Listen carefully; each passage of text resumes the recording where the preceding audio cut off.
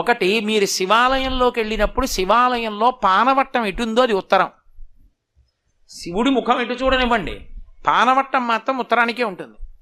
దక్షిణామూర్తి గోడలో ఎటున్నారో అది దక్షిణం. మీకు ఉత్తరం దక్షిణం తెలిసిపోతే తూర్పు పడవరా తెలియవండి, తెలిసిపోతాయి. ఇంకా దిగ్భ్రాంతిని ఒక దిక్కు తెలిస్తే చాలు, మూడు తెలుస్తాయి. కాబట్టి దిగ్భ్రాంతి పోతుంది, భ్రాంతి పోతుంది, మాయ పోతుంది. అందుకే నిధయే సర్వ విద్యానాం. ఏమండి ఇంతేనా, ఇంకేమి ఇవ్వడా అనుకోకండి.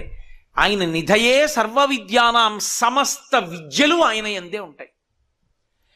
నాట్యం కావాలా ఆయనే, వీణ కావాలా ఆయనే. అందుకే శ్రీశైలం ప్రారంభంలోనే వీణ వాయిస్తూ ఉంటారు. సంగీతం కావాలంటే ఆయనే, నృత్యం కావాలంటే ఆయనే, అపారమైన పండితుడు కావాలంటే ఆయనే, గొప్ప యోగి కావాలంటే ఆయనే. అసలు మీకు ఇంకా నేను గమ్మత్తు చెప్పాలంటే